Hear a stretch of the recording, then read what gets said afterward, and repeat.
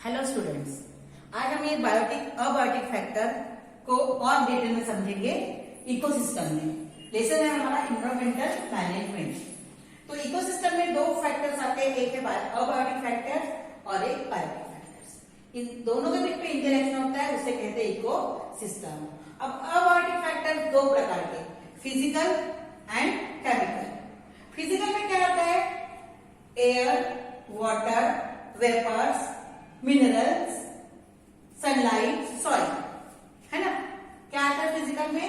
Air आती है, water, vapour, minerals, sunlight, soil. Chemical factors में क्या आते हैं? Nutrients and minerals, nutrients and minerals. अब केमिकल फैक्टर दो इसमें डिवाइड है, inorganic and organic substance. Inorganic substance and organic substance. अब इनऑर्गेनिक क्या होते हैं? इनऑर्गेनिक में कौन कौन से आते हैं? Hydrogen, oxygen, nitrogen, calcium, iron, sodium, potassium. अपने बुक में है, पेज नंबर 36 में, 37 में शायद होगा, आप देख लीजिए उसे कि केमिकल फैक्टर दो इसमें डिवाइड टाइम है, न्यूट्रिएंट्स और मिनरल्स में। न्यूट्रिएंट्स और मिनरल्स के दो प्रकार है, एक इनऑर्गेनिक और एक है ऑर्गेनिक। तो इनऑर्गेनिक में क्या आते हैं? Hydrogen, oxygen, nitrogen, calcium, iron, sodium and potassium. और ऑर्गेनिक में आएगा protein, carbohydrate and fats. Protein, carbohydrate, fats, balance diet में जो हमारा डाइट होता है उसमें आवश्यक है प्रोटीन, कार्बोहाइड्रेट एंड फैट्स। ये हमारा हो गया अबायोटिक कंपोनेंट्स काय के? इकोसिस्टम के। अब ये है बायोटिक कंपोनेंट्स। तो बायोटिक कंपोनेंट्स में को क्या आएंगे?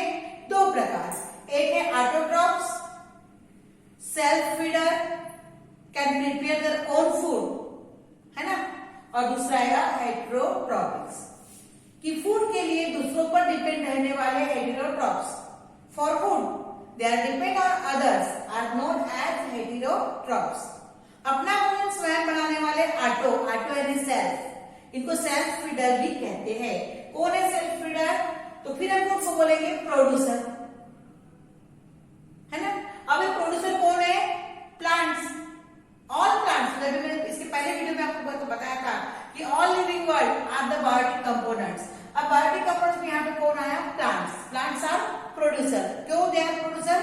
Because they can produce their own food with the help of sunlight and chlorophyll present in it, in the presence of sunlight। ठीक है, यह है प्लांट्स। अब ऑटोट्रॉपिक में हो गया प्रोड्यूसर, एंड प्रोड्यूसर कौन है? प्लांट्स। अब heterotrophs, all types of animals, सभी एनिमल्स हेटेरोट्रॉप्स है because they are depend on other. Type पे डिपेंड है वो अदर, दूसरे लिविंग पर डिपेंड रहने वाले हेटेरोट्रॉप्स। अब ये डिपेंड किस पर है? प्लांट्स पर। प्लांट्स लिविंग है ना, तो प्रोड्यूसर इनको कहते हैं कंज्यूमर। हेटेरोट्रॉप्स कौन है? Consumer and decomposer. अब कंज्यूमर में पूरे एनिमल्स आएंगे। अब कंज्यूमर में तीन प्रकार के, primary consumer, secondary consumer, territory consumer. Direct plant पर डिपेंड रहने वाले प्राइमरी, प्राइमरी पर डिपेंड रहने वाले सेकेंडरी, और सेकेंडरी डिपेंड रहने वाले टेरिटरी, और लास्ट में आते हैं एपेक्स। हेटेरोट्रॉप्स में डिकम्पोजर्स भी आते हैं। अब डिकम्पोजर में कौन आते हैं? बैक्टीरिया। यहाँ पे एक एग्जाम्पल तुमको दिया हुआ है, पेज नंबर 37 में देखिए। पैडी, पैडी है धान। धान के खेत तो हमारे इधर भी बहुत होते हैं। तो यहाँ पे एग्जाम्पल दिया हुआ है साउथ इंडिया का। साउथ इंडिया में धान जो होता है पैडी लार्ज स्केल पे लगाया जाता है। जब ये धान के खेत में बहुत पानी लगता है तो वहां पे अक्सर ग्रासहॉपर उस धान के खेत पर अटैक करते ग्रासहॉपर जब धान के खेत पर अटैक करते तो वहां नेचुरली जब धान ग्रासहॉपर ज्यादा है तो नेचुरली वहां कौन आ जाएंगे? उनको खाने के लिए फ्रॉग। अब फ्रॉग वहां पे है, फ्रॉग काय पर फीड करते हैं, काय पर जीवित रहते हैं? ग्रासहॉपर पर। और फ्रॉग पर डिपेंड, वहां पे जब फ्रॉग है तो वहां नेचुरली कौन आ जाएगा? स्नेक। तो स्नेक किस पर रहेंगे? फ्रॉग पर डिपेंड। यानी धान के खेत पर जो छोटे खेत पर कौन डिपेंड रहेगा? ग्रासहॉपर। ग्रासहॉपर पर कौन डिपेंड रहेगा? फ्रॉग। फ्रॉग पर कौन डिपेंड रहेगा? स्नेक। तो क्या primary consumer, secondary consumer, territory consumer. अगर ये क्वेश्चन आता है तुमको, एग्जाम्पल ऐसा आएगा कि अगर खेत में बहुत धान के खेत में अगर बहुत सारे ग्रास हॉपर है, तो वहां पे ग्रास हॉपर को खाने के लिए कौन आएंगे? फ्रॉग। फ्रॉग को खाने के लिए वहां पे कौन रहेगा? स्नेक। तो क्या होगा? क्या होगा? 3 मार्क का क्वेश्चन आता है, किताब में देखो अपने अपने। If frog population declines all of sudden, अगर अचानक फ्रॉग का पॉपुलेशन खत्म हो गया तो क्या होगा? What will be the effect on paddy crop? देखो पैडी क्रॉप भी है, ग्रास हॉपर भी है, फ्रॉग भी है, स्नेक भी है। अचानक फ्रॉग की संख्या कम हो गई तो क्या होगा? ग्रास हॉपर की संख्या बढ़ जाएगी, बढ़ेगी ना, और पैडी का नुकसान होगा ना। ये फ्रॉग उनको खाते थे। Number of fish consumer will decline and which will increase, कौन से कम हो जाएंगे? और सांप कम हो जाएंगे। क्यों? क्योंकि वो फ्रॉग को खाते हैं। और किसी संख्या बढ़ जाएगी ग्रास हॉपर की, क्योंकि उनको खाने वाला फ्रॉग वहां पे नहीं है। Number 3 question, what will be the overall effect on that ecosystem? क्या इफेक्ट होगा? सोच के तुम लोग अपने कॉपी में लिख लेना इसको कि इकोसिस्टम प्रॉपर चलेगी क्या, कंटिन्यू में रहेगी क्या? नहीं। तो इस प्रकार से इकोसिस्टम में अगर पूरे प्रोड्यूसर, कंज्यूमर, डिकम्पोजर ये प्रॉपरली अगर वे में नहीं रहे तो उस इकोसिस्टम पर इफेक्ट होता है। इसलिए कहा था पहले लेक्चर में, मैंने बताया पहले वीडियो में, there is interaction between biotic and abiotic components, और इसी इंटरेक्शन कहते हैं इकोसिस्टम। अब व्हाट इज एनवायरनमेंट? पर्यावरण क्या है? पर्यावरण, एनवायरनमेंट क्या है? It is a broad concept. Broad concept है कि कई लोग बोलते हैं physical, chemical and biological factors affecting the living organism in any possible way and collectively called as environment. जब लिविंग वर्ल्ड को फिजिकली, मेंटली, केमिकली या बायोलॉजिकली जब अफेक्ट होता है तो इन सबको कहते हैं एनवायरमेंट। जैसे अभी पानी आता है, पर्यावरण का फर्क पड़ता है ना, किसी भी वे में पड़ता है, चाहे फिजिकली हो, चाहे केमिकली हो, चाहे बायोलॉजिकली।